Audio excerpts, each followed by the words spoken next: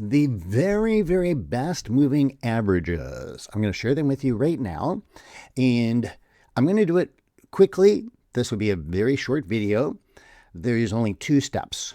A lot of people will give you a 3-step process. I'm giving you a 2-step process to make it even more simple and easy. And not only that, I'm going to prove to you that these are the best moving averages, and I'm going to show you why, so that you can evaluate it for yourself with your own brain power and not just take my word for it, which you should never take anybody's word for anything, by the way, in trading.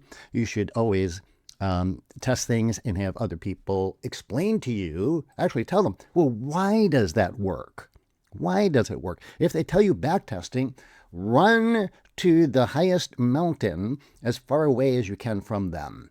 And because backtesting is not a reason why anything works. Number one, it's basically curve fitting, historical data.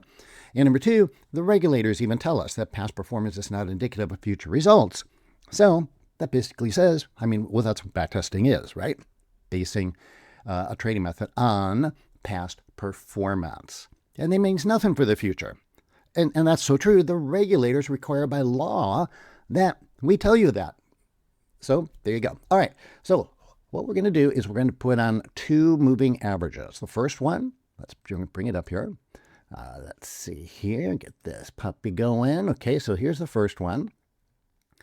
This one is the 50-period simple moving average. Now, a couple of very, very important things about this. Let me bring up the settings because people like to see the settings, as you should.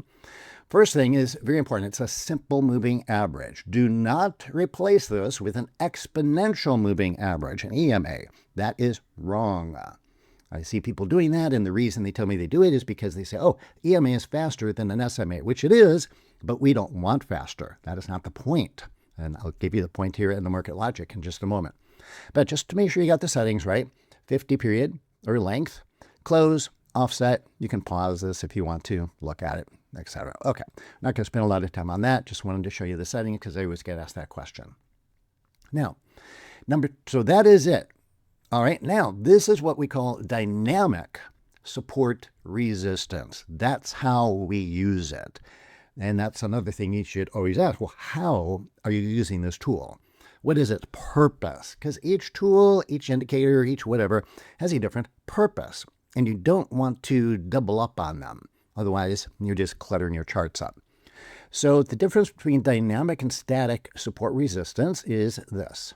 Static resistance would mean you would go off of this major high here and draw a level across to the right. And this is static because once people see this major high that stands out to the naked eye, everybody in their gerbil sees that. And by the way, this is the S&P 500 daily chart. That's very important. We'll come back to why that's so important. So that is static support resistance. That level is not going to change. Once it's there, that's it. And you should use this level.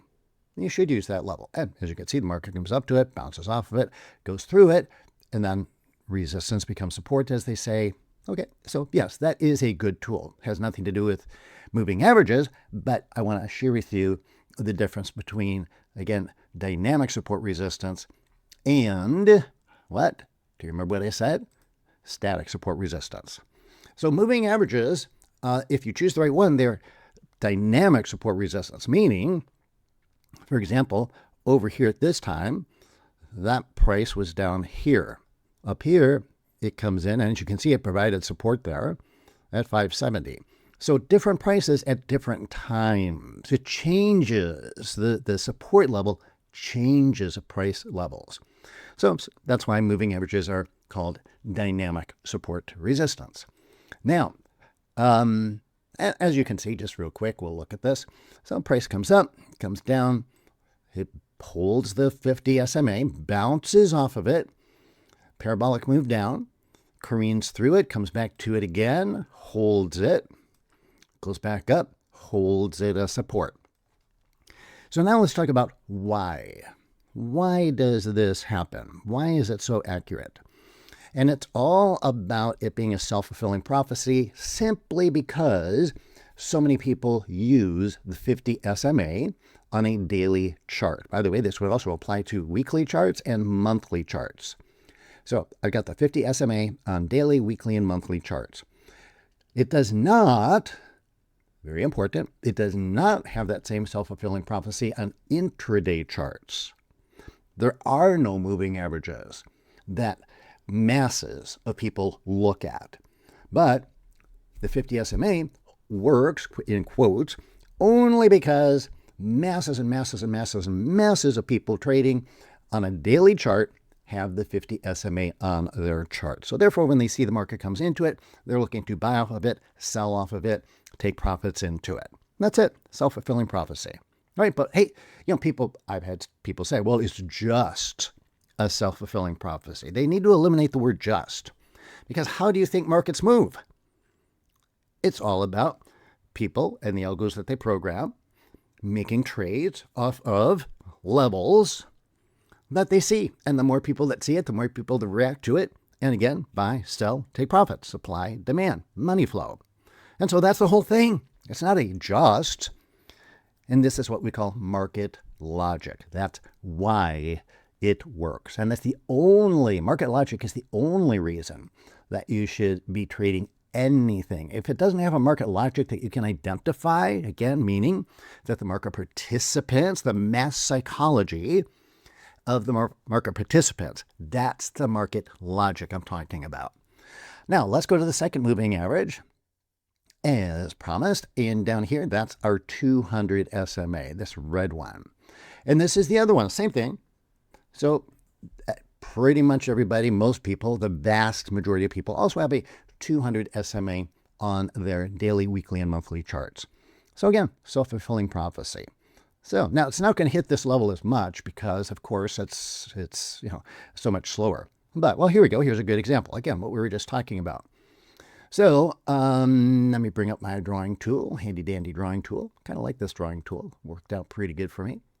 So once we do break below the 50 MA, notice now here, this is very important. You might say, oh, but it just careened through here. Well, not really. It paused for 4 bars. If you really look at that, the market paused for 4 bars. That's uncertainty, where again, the market participants are saying, oh, we've just come into the 200 SMA. This is where a lot of people buy or take profits if they're short. And now uncertainty comes into the masses saying, well, I don't know. Are we going to break through it? Are we not? It's a target for a lot of people. Finally, it does break through, but then it comes back up and same concept, except this time, support becomes resistance. And then, yes, once it goes to there, then the market participants say, well, we already broke below it. And so now we will use that as resistance to short off of that. And that's it. So pretty darn simple. Again, daily, weekly, and monthly charts, not for intraday trading. You can put them on intraday charts if you want to. And in fact, I do. I just like to have all my charts look the same so I get used to the patterns on the charts. But don't treat them as heavily because they don't have that self-fulfilling prophecy. Now, there's another thing that's really, really, really, really, really important that I almost forgot to mention to you. But I'm glad I didn't, because this is a game changer. So once you establish support resistance levels, support resistance levels is about price. We already talked about that, how moving averages provide dynamic support resistance levels, which is price. But then we've also got down here. What do we got down here? We have time. And a chart is a 2-dimensional object. And that's all you got, 2 dimensions. So you better use both. Because if you're not using both price and time, which are the only 2 dimensions that we have in a chart, you're missing out on 50% of the information. Think of that. How can you establish a probability scenario if you're leaving out 50% of the information on the 2-dimensional object we literally call a chart? So this is where my cycle indicator comes in. And this video is pretty much done, so let me just give you the cycle indicator for free, and you can take that, use it, and it's my gift to you. This will give you the timing as to when, timing question, to get into the trade. That's what cycles are about, time.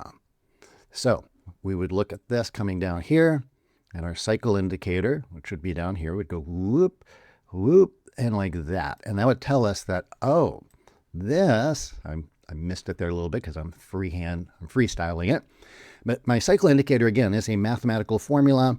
It is objective and rule-based because it's an algo, essentially, based on math and response to the market. And so this would give us the confluence of time and price. And that is the secret to trading, the confluence of time and price. So go to the website right there that you see. Go get my timing indicator for free. I call it my market timing indicator or my cycle indicator. And yeah, I give you the indicator, but it's not intuitive on how to trade the indicator. So I also gave you for free a quick little tutorial video that'll show you how to do it. Get my email. Send me any questions you might have about it if it's not clear or you need a little more detail about it. And so I'll provide you support absolutely free. My gift to you for being a viewer of this channel.